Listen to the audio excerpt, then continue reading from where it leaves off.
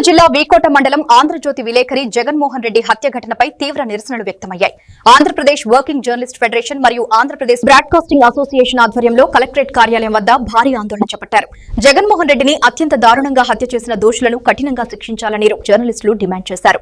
అనంతరం యూనియన్ సభ్యులు జర్నలిస్టులు కలిసి కలెక్టర్ ఆర్ మహేష్ కుమార్, జిల్లా ఎస్పీ రాహుల్ మీనాకు వినతి పత్రాలు అందజేశారు. జర్నలిస్టులపై దాడులు ప్రజాస్వామ్యానికి ముప్పని, ఇలాంటి ఘటనలు పునరావృతం కాకుండా ప్రభుత్వం కఠిన చర్యలు తీసుకోవాలని కోరారు.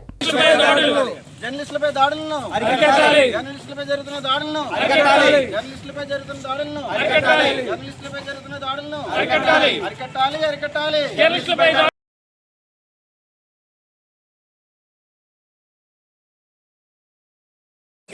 జగన్మోహన్ పై దాడి చేసిన వ్యక్తులను, జగన్మోహన్ పై హత్య చేసిన దుండగులను, జగన్మోహన్ పై హత్య చేసిన దుండగులను, జగన్మోహన్ కుటుంబ సభ్యులకు,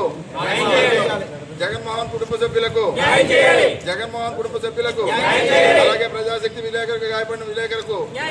చిత్తూరు జిల్లాలో నిన్న ఆంధ్రజ్యోతి విలేకరి జగన్మోహన్ పై అత్యంత దారుణంగా దాడి చేసి హత్య చేయడం, దీన్ని తీవ్రంగా ఖండిస్తున్నాం.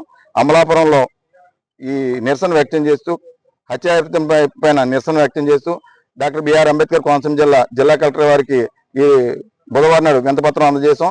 రానున్న రోజుల్లో జర్నలిస్టులపై ఎటువంటి దాడి చేయకుండా ప్రభుత్వం చట్టం చేయాలని చెప్పి ఈ జర్నలిస్టుల తరఫున కోరుతా ఉన్నాం. అలాగే ఎవరైతే హత్యకు పాల్పడ్డారో వాళ్ళని కఠినంగా శిక్షించేలా ప్రభుత్వం చర్యలు తీసుకోవాలి. అలాగే చనిపోయిన జగన్మోహన్ కుటుంబానికి ₹1 ఎక్స్ గ్రేషియా, ప్రజాశక్తి గాయపడిన ప్రజాశక్తి రిపోర్టర్ గారికి వాళ్ళ కుటుంబాన్ని కూడా ఆదుకుని ఇటువంటి పునరావృతం కాకుండా ప్రభుత్వం తగు చర్యలు తీసుకోవాలని చెప్పి యూనియన్ తరఫున కోరుతా ఉన్నాం. జర్నలిస్ట్ ఫెడరేషన్, ఏపీడబ్ల్యూజేఎఫ్, ఏపీబీజే అధ్యక్ష కార్యదర్శులు సమక్షంలో కలెక్టరేట్ దగ్గర నిరసన కార్యక్రమాన్ని చేయడం జరిగినది. ముఖ్య విషయం ఏమనగా చిత్తూరు జిల్లా జగన్మోహన్ రెడ్డిపై హత్య, అలాగే ప్రజాశక్తి రిపోర్టర్ సుబ్రహ్మణ్యం గారిని దాడి చేయటం తీవ్రంగా మా సంఘం తరపున ఖండిస్తున్నాం. వారి కుటుంబానికి ప్రభుత్వ పరంగా న్యాయం చేసి వారి ఎక్సెషన్ ఇవ్వాలని, వారికి చనిపోయిన వారి కుటుంబ సభ్యులకు గవర్నమెంట్ ఒక ఉద్యోగం కల్పించి వాళ్ళని ఆదుకోవాలని, ఇటువంటి హత్యలు ఏ రిపోర్టర్కైనా సరే ఏ సంఘంలో ఉన్నా వారికి జరగకూడదని, సామాన్య ప్రజలకు కూడా భయంగా కలిగించేలాగా ఒక రిపోర్టర్కి ఎలా జరిగిందంటే సామాన్య ప్రజలు కూడా ఆందోళన చెందే పరిస్థితి ఉందని తెలియజేస్తున్నాం.